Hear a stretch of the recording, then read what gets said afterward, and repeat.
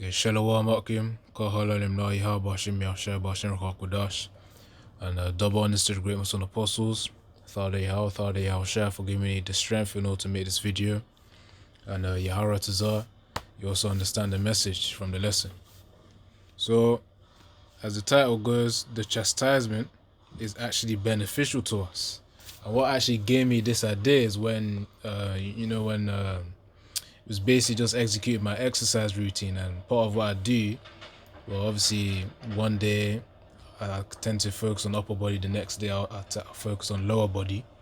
But on the days that I do focus on the lower body, quadriceps and the calves and whatnot, the thing is, part of the routine is actually the horse stance, man. Some certain brothers may have heard of it as well. If they may be in the martial arts or something, or they just may have come across it on YouTube as well, or wherever.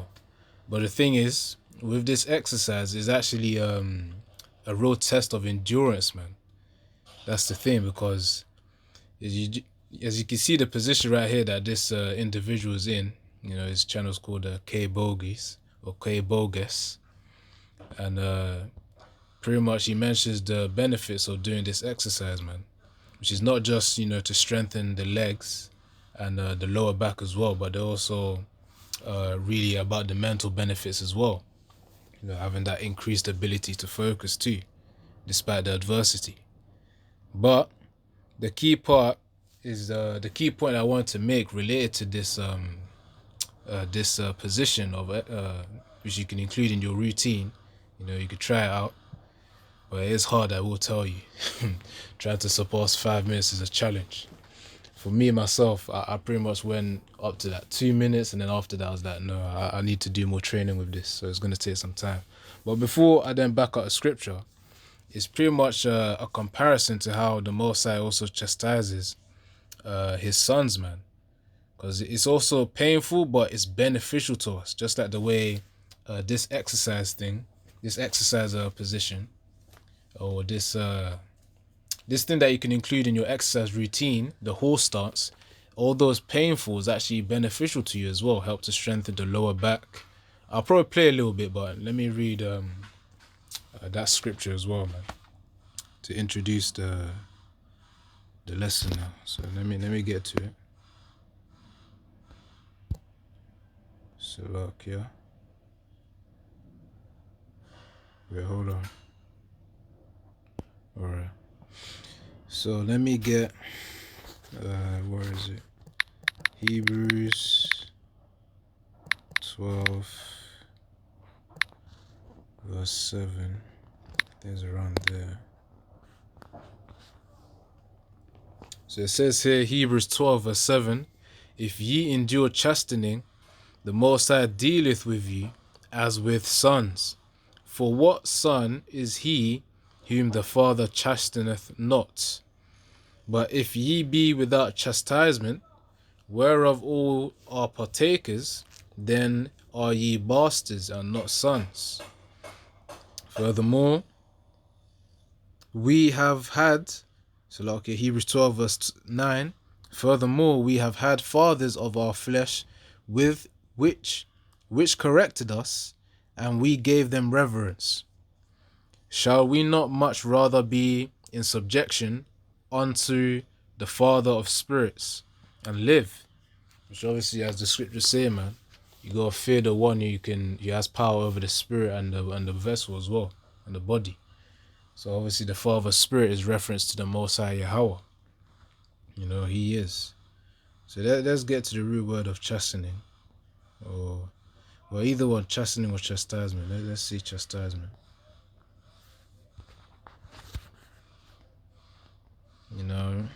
When you make a mistake, or when you do something wrong, the Most High can execute his chastisement, man, which is really like a punishment of some sort.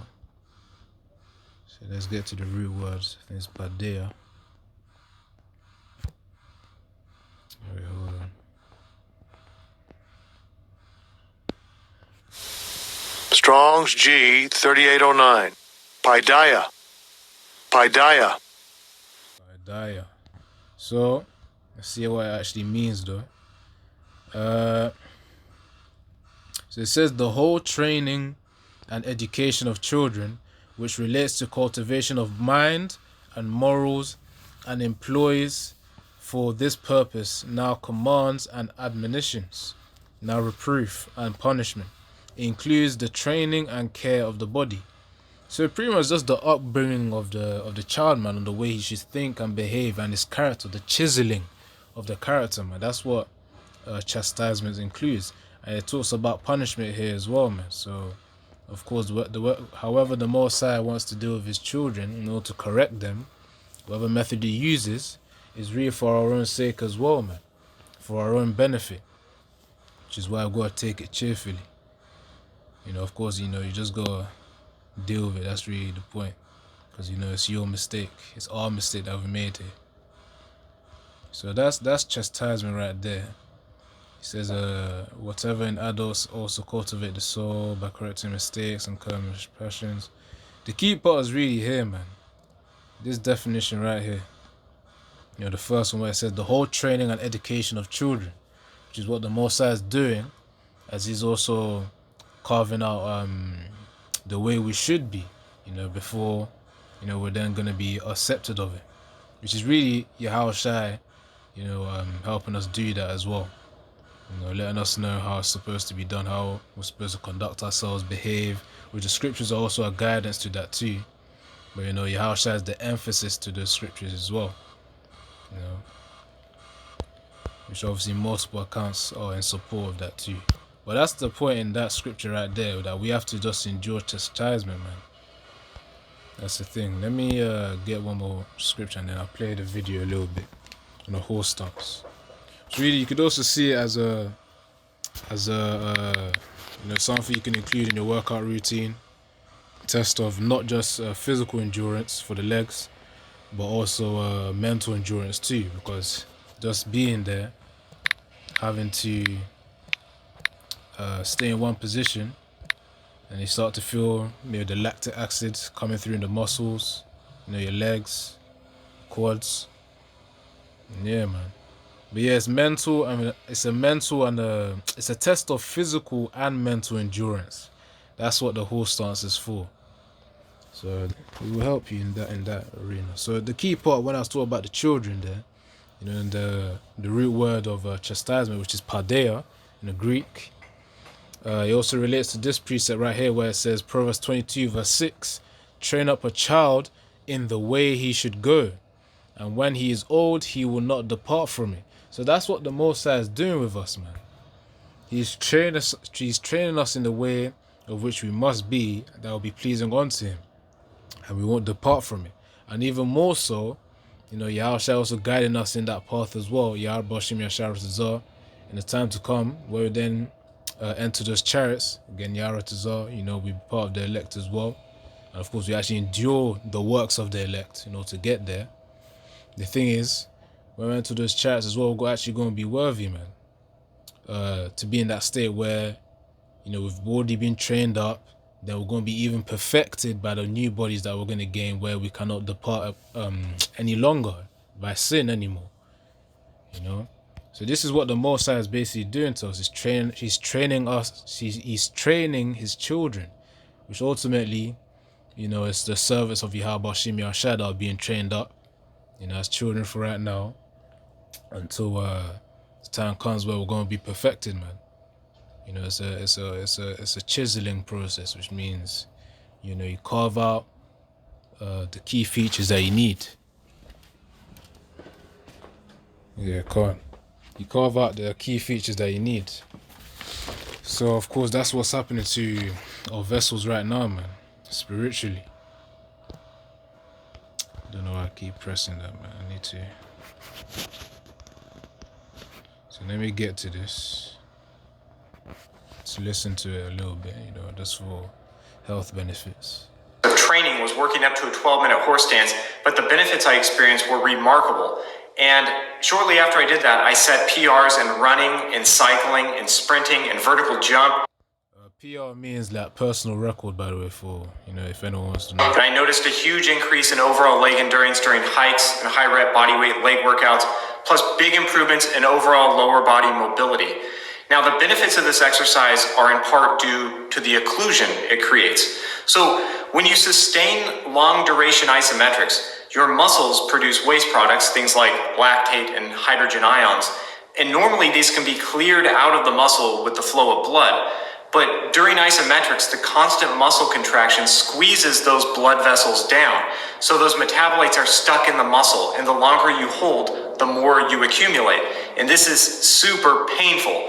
But these metabolites are also powerful signaling molecules, and building up this massive concentration of them sends a very strong signal to your body to upregulate the adaptations and mechanisms that are responsible for clearing them out. So what you get is some crazy leg endurance. But what's really cool about the horse stance, the benefits don't stop there. It's also one of the best ways for improving mobility in your lower body, specifically in the hips and the adductors. And I know some coaches in the gymnastics community use the horse stance to achieve the splits, so it's very effective for that purpose as well. So the other main benefit of the horse stance is it builds tremendous mental strength and focus. It's extraordinarily uncomfortable, and it doesn't take long for the pain to set in, so it's very easy to quit. But every passing second is an opportunity to push yourself further than you think you can and continuously experience and overcome a very difficult moment. It literally recalibrates your perception of what is difficult. And for this alone, I totally get why the Shaolin monks put so much emphasis on it. I also remembered as well. This used to be my punishment back in the day, man, when I was a bit younger than I am right now, which I'm 20 right now. So that was like when I was around 13, 14, 15, As a punishment, I had to actually go in a horse stance. By then, I didn't even know what the horse stance was. I heard of this thing recently, man. That's the thing. Like, I think it was either early this year or late last year. But yeah, I heard of this thing recently. I didn't even know the punishment itself was actually a benefit onto me, man. Strengthening the legs already, building up the foundation to have strong legs. Not just that as well, because obviously if you train the legs, which has the largest muscle group, down there, it also helps to increase testosterone, which obviously this is really, part of, that's the health benefits, the general health benefits. So really, it's just a comparison because the fact that we may perceive the chastisement as quite harsh and, being a punishment, but it's really to our own benefit because the Most High is just removing certain things, certain features within our vessels, our spirits, that He doesn't want us to have, man. Because really, right now we're conflicting between the flesh and the spirit. It's a constant fight. And obviously, when we then slip up in the flesh, the Most High then sends us a slight punishment, which we will know that it's going to be a slight punishment because, the scriptures say it's a light affliction that we do endure. And really, it's just a correction from the Most High, man. What we think is a punishment is actually good for us to grow. That's just me getting to the point simply. So, let's see. I was going to get something else as well. Because the thing is, there's also the result. Because if the Most High ain't dealing with you, He ain't going to be chastising you, man. He's just going to let you, He's just going to let you be, and be like a 2/3 until the point of those nuclear missiles, man. Which I got a key point to speak on that as well. But before I get that, let me get this. Let me type that out properly.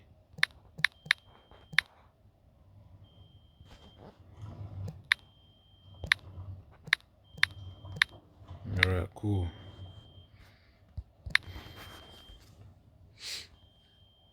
It says here, 2 Corinthians 4 verse 17, for our light affliction, which is but for a moment, worketh for us a far more exceeding and eternal weight of glory.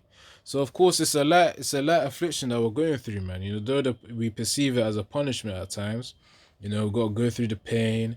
We just have to keep in mind that this is actually beneficial for us in the long term, man. So that we're actually worthy of getting those new bodies, and of course standing in front of Yahweh Shai. actually being worthy of being there in those chariots.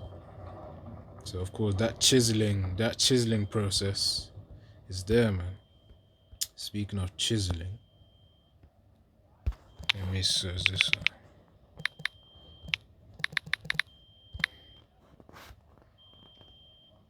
Yeah, so read the definition is to cut or shape with a chisel.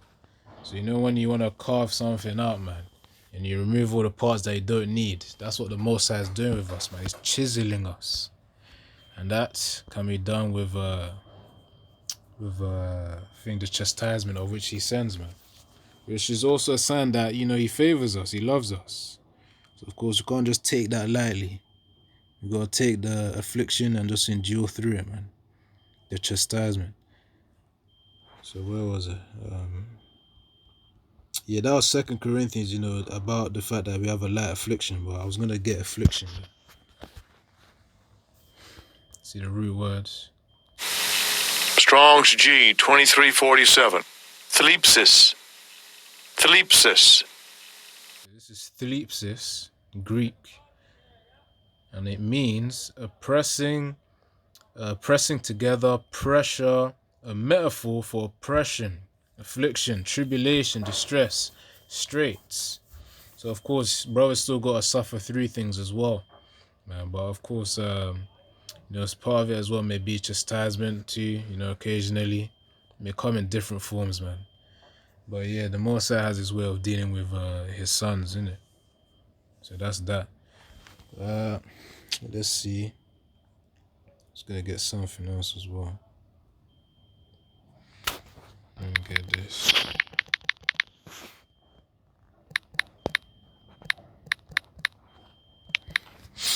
Right. So Proverbs 13 verse 24. He that spareth his rod hateth his son, but he that loveth him chasteneth him betimes. Let me actually see what betimes even means. But of course, the point is really simple there anyway, is that the Most High loves his sons by chastising them, man. You know, as I mentioned, Hebrews 12 verse 7 or 8, around there, Hebrews 12 verse 7 or 8, between 7 and 9 of Hebrews chapter 12. But yeah, I wanted to see what B times meant, man. So to seek early or earnestly, look early, diligently for, is to search for something diligently. Chasteneth him diligently. So we can see it in that way. Let me read it again. So he that, Proverbs 13 verse 24, he that spareth his rod hateth his son, but he that loveth him chasteneth him betimes diligently. So of course, the amount of times in which you need to chasten your son for until that stubbornness and disobedience is gone out of him at all. You know, when he goes out of the way that he shouldn't be going from. You know, Proverbs 22 verse 6 about training up a child the way he should go. If he ain't going that way, then the chastening happens, man, as often as needed. So that's what the Most High is doing with his sons, man, with the, you know, with the Israelites, which really starts from those who are serving Yahushua right now. So of course that process is happening. And this thing right here, that was a law in Israel as well back in the day. This is also something that can represent what's going to happen to the 2/3, and I'll explain soon as well. So let's see this. I'm going to read it first, then you'll know the comparison soon. Yeah, so Deuteronomy 28 verse 21, Deuteronomy chapter 21 verse 18. If a man have a stubborn and rebellious son, which will not obey the voice of his father, or the voice of his mother, and that when they have chastened him, will not hearken unto them, then shall his father and his mother lay hold on him and bring him out unto the elders of his city and unto the gate of his place. And they shall say unto the elders of his city, this our son is stubborn and rebellious. He will not obey our voice. He is glutton and a drunkard. And all the men of the city shall stone him with stones, that he die. So shalt thou put evil away from among you, and all Israel shall hear and fear. And the reason why I brought that out as well, because, you know, you can perceive it as a way of the most, you know, the same way the Most High chastises who he loves, you know, in order to correct them, you know, which really, that's the elect, really, you know. And the thing is, in contrast to that as well, you know, the 1/3 and the elect, you know, 144,000 getting corrected up to the point of salvation. Then you got the 2/3 on the other hand, which really this can be compared to as well, where they're the stubborn and rebellious sons, man. The 2/3 in Zechariah 13 verse 8 are the stubborn and rebellious sons, which the same way in Israel, it was accustomed to stone the stubborn and rebellious sons. It's the same way the Most High is going to do it as well. But you can see it with the nuclear missiles. That's the thing. So these scriptures, man, are deeper than what we think, man. I didn't even realize that until today. But the thing is, the same way the Most High deals, chastens his sons, you know, the elect, the 1/3, the same way he's also going to punish the 2/3 as well for their disobedience and stubbornness and rebelliousness, man. Which, you know, glutton and drunkard is also a way to describe these 2/3 as well. So, of course, these stones, instead of actually having stones, they're going to be flipping shot with missiles, man. That's what's going to happen to these 2/3. Some of them directly having a missile land on them. Imagine that. And there's going to be a whole load of missiles, man. We'll get this and then, you know, I'll wrap it up from there. I'm going to get the key parts.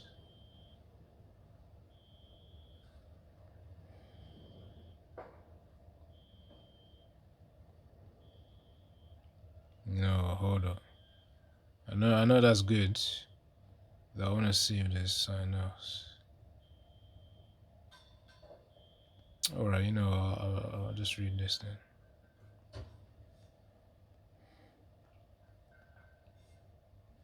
Alright. I'll read from verse 1 onwards. So Joel 2, and then I'll mention the key point. So Joel 2 verse 1, this is reference to those nuclear missiles, by the way, in Joel 2, near the beginning. Yeah, I'll mention it. So Joel 2 verse 1, blow ye the trumpet in Zion and sound an alarm in my holy mountain. Let all the inhabitants of the land tremble, for the day of Yahweh cometh, for it is nigh at hand. It's Joel 2 verse 2, a day of darkness and of gloominess, a day of clouds and of thick darkness. As the morning spread upon the mountains, a great cloud and a strong there hath not been ever the like, neither shall be any more after it, even to the years of many generations. A fire devoureth before them. This is about those missiles. And behind them as a flame burneth. The land is as a garden of Eden before them, and behind them a desolate wilderness, yea, and nothing shall escape them. You know, those missiles are going to be directed. My angel's going to make sure them missiles hit for sure where they're destined to hit. So, verse 4, the appearance of them is as the appearance of horses. As horsemen, so shall they run. Like the noise of chariots on the top of mountains shall they leap, like the noise of a flame of fire that devoureth the stubble, as a strong people set in the battle array. Before their face, people shall be much pained. All faces shall gather blackness. They shall run like mighty men. They shall climb the wall like men of war. And they shall march every one on his ways, and they shall not break their ranks. Neither shall one thrust another. They shall walk every one in his path, and when they fall upon the sword, they shall not be wounded. You know, so that's really the key part right there, man, about these nuclear missiles, man. They're not gonna break their ranks. Each one is gonna go to the destination of which the Most High has willed it to go to. You know, for a lack of a better term. But yeah, if the Most High's will is for the nuclear missiles to hit a certain 2/3, then it's gonna happen. That's what I'm trying to say. So the same way, you know, a stubborn and rebellious child, you know, referring to Deuteronomy, what was that chapter again? Chapter 21, you know, around verse 18 to 21. About stoning a rebellious child, a stubborn and rebellious child. These 2/3 are stubborn and rebellious, and they're going to get the nuclear missiles onto them, man. So that's really the key point, man. The same way, you know, in Israel, you pick up a stone and then you stone that flipping that 2/3, man. That's the thing. You stone it. So the same way the missiles are gonna be targeted in regions where the 2/3 are gathered in as well, and then, you know, that's judgment right there. But yeah, that's pretty much the point, Akim. You know. So the whole stance pertains to the chastisement, of which, you know, we've got to willingly take, and we just have to see as correction, man. It's actually beneficial to us as well, which was the point of this lesson. So Yara Tazar, you know, you got the point, you understood, and Ya Bashim Yashar Brakatha, wa Kahalalem Na Yaha Bashim Yashar Bashim Rakhak Wadash, double honest to great Muslim apostles once more, and Kahalalem La, meaning all praises to Yahweh being the ancient Hebrew name of the Mosai, yes, in the ancient Hebrew. Yahweh Shai, being the name of the Messiah in the ancient Hebrew. Yahweh meaning he is, Yahweh meaning he, and then Hawa meaning is or is to be or exists. Yahweh Shai, meaning he's the deliverer. Ultimately, that's what it means. So yeah, Shalom, Akim, Shalom.